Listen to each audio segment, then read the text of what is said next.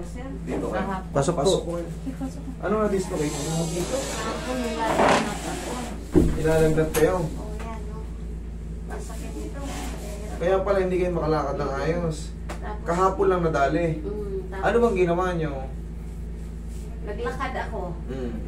Tapos tapilok ako doon sa... Yun pala, okay. Tapos ito ang problema ko, isa. Hindi ko ito may taas. Tagal na ito. Hmm. Ngayon, dito tayo sa sobrang sakit. Sa bagay, parehas naman yan eh. Anong gusto nyo muna? Halos lahat na yata, sir. Masakit na yun. Hindi, ito ipaliwanag. Upo muna kayo na maayos, upo muna kayo na maayos. Upo muna kayo na maayos. I-explain ko sa inyo. Baka kasi mag-expect kayo kagad ng ano yun. Ganito. Itong tapilok nyo kahapon lang. Lintik ang sakit niyan ngayon. 1, 2, 3, 4, 5 days. Talagang hindi mo halos may tapak yan. Gano'n naman talaga yan pag natapilok ka. Nilalagnat ako. Ngayon, nilalagnat kayo kasi sobrang sakit nga yan. Natapilok kayo ngayon. Yung kinabukasan talaga. Parang talagang less yung diin nyo yan kasi sobrang sakit talaga. Mamamagay, magre-retaliate yung natapilok kayo. Pero yan, pag dinala nyo rito, yan. May pain pa siya pero hindi natatagal. Yun ang advantage natin. Kasi may babalik na sa tamang posisyon yung pagkatapilok. Dito naman sa frozen shoulder. Sige, upo kayo na maayos. Dito naman sa frozen shoulder. Ilang buwan na to? Tagal na yan, sir. Pandemic pa. Pandemic pa, hindi pa rin nawala. Pero ito, sawa na kayo sa kirot. Kayang-kaya nyo na nito. Ay, matigas talaga. Hindi nyo to ini-exercise yung ganito. Ano ko, sir? Pinadoktor ko na nga to, 4 na beses. Ayaw talaga. Hindi nag-aayos. Oh, kita mo naman. Tignan mo yung katawan niya. Hindi ako makatulog kaya, sir. Baklasin natin to. Pero ito, hindi pa to perfect na maangat kasi hindi naman talaga to basta-basta naayos. Tuturuan ko kayo ng stretching para mabilis kayo makarecover. Pero yan, pwede nyo na, naitutulog nyo ba to rito? Hindi. Hindi kaya, mamaya pwede nyo na itulog yan dyan. Yun ang magiging advantage nyo. Kaya nyo naman ihiga yan pag ganun. Makakatulog na kayo na nakatagilid na pag ganyan. Babaklasin mo yung pagkatapit ng ano. Pero magbaon kayo ng 10 kilo na sa loob. Kailangan talaga. May 10 kilo lakas na loob kayo dyan. Kasi maaaring magmiyaw-miyaw kayo dyan. Saka nahihilo ako, sir. Bakit? High blood din ako eh. Nahihilo kayo ngayon? Yung Madalas? Madalas sa, pagka humihiga ako, para akong nilulunod. Vertigo yan. Tapos tumayaw ako, nasusub-sub ako. Vertigo yan. Tignan mo ngayon. Subukan natin ha. Higa kayo. Sige, higa kayo. O-obserbahan natin kung magpa-positive siya sa ano. Sige, higa.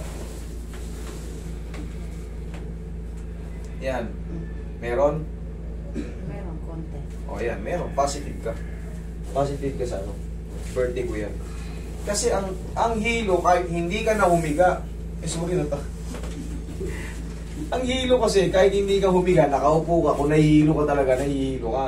Pero kung darating lang yung hilo mo, pag humiga ka ng ganun, tumagilid ka nung, tumihaya ka, para kang kinakain ng kama, tapos, yan, vertigo yan. Okay, sige, tanggalin natin yan. Nahihilo kayo, pag humiga, mamaya pahigain ko ulit kayo. Baklasin ko muna tong leg nyo. Ilipat ko tong ulo nyo sa balakang, gusto nyo? Relax na nga, huwag yung lalabanan. Huwag yung tigasan nyo ano.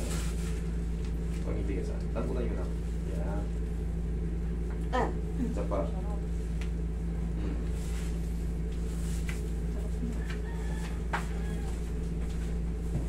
Mamaya maganda na yung pakaramdam nyo. Tinating ko muna yung mga bukuk-bukuk.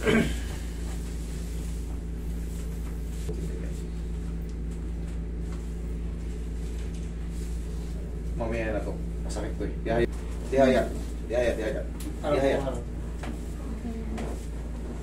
Nagkapilok pala kayo ngayon, ay kahapon. Sakit yan, sir, ha? Masakit talaga to. Pero, pag hindi ko to pinakailaman, mananatili kayo kahit ilang buwan kayo, kahit ilang taon pa kayo, mananatili lang yung sakit. Pero kung lumapit na kayo dito eh, kahapon lang to, sinabi ko naman sa inyo, masakit to. Pero, nandito na kayo eh, ayusin na natin. O, huwag nyo lang lalabanan, mami. Lambutan nyo yung lipa nyo.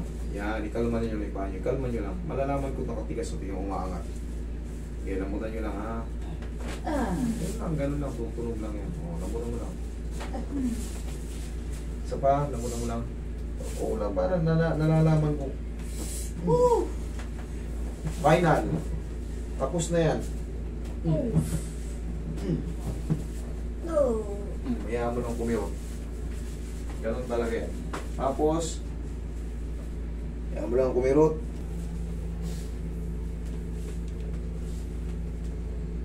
Lambutan mo lang ang taon mo.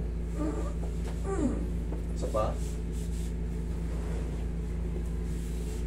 Hawakan nyo lang yan. Yan.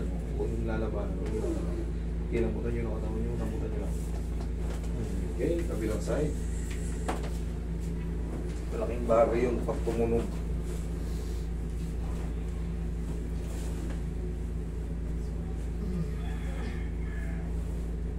Straighten nyo na yung nasa ilalim. Yan. Sakit? Okay, kung sakit nasa tagil. Mamaya, paigay ko ng patagilid dyan. Pag na-adjust na. Okay, sige tapa. Masasaktan si mami sa patagilid. Okay, tapa kayo. Pero mamaya, after nang adjust ko yan, tumagilid kayo. Pati yung vertigo nyo, maklasin natin yan.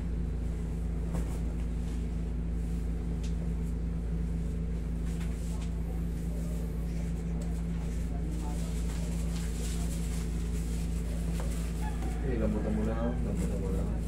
Lambutan mo lang. Yan, hayaan mo lang masaktan ka ng konti. Sakap.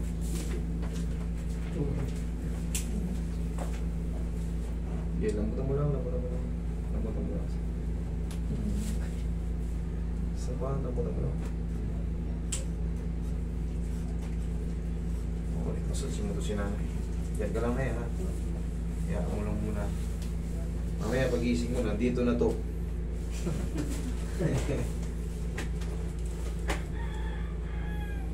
Ihayakin na eh. Okay, punta lang. Yan. Mamaya pwede na yung pagtagilid mo dyan. Pero to hindi pa mababaklas kagad yung pakat na pakat yung ano. Mukhang napabayaan mo ano. Yung balikat nyo na yan. So, Break na lang po yan. Hindi, tuturuan ko na ng ano, kusa ng ano yan. Basta mamaya, ipagkatapos tumitong yan. Hindi pa kasi siya talaga totally mangat, pero yung pain, mamaya, mas less na yan. Inhale. Exhale. Di ba ginigising kayo yan? Yung sakit niyan, kirot niyan? Hindi nakikigisingin yan.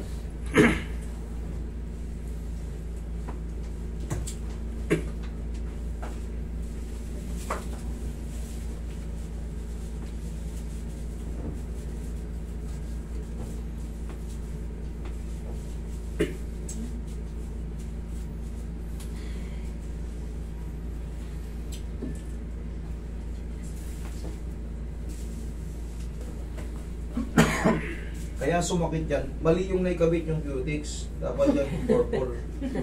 Dun yan. Tingnan mo, kulang-kulang pa. Oh, diabot. Dun yan kaya sumakit. Pero kung nilagay nyo dyan, purple, hindi yan masakit. Madidepensahan yan eh. Matagal na kasi lang sir. Hindi, pinatawa ko lang. Masyado na kayo namimilipit-nilipit yan eh.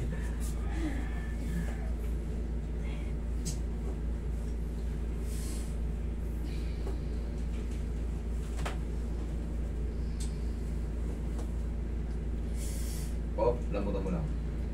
Yun, tumunog. Ito na. Mas masarap to. Upo. Yung pinakamasarap sa lahat. Pulse and shoulder.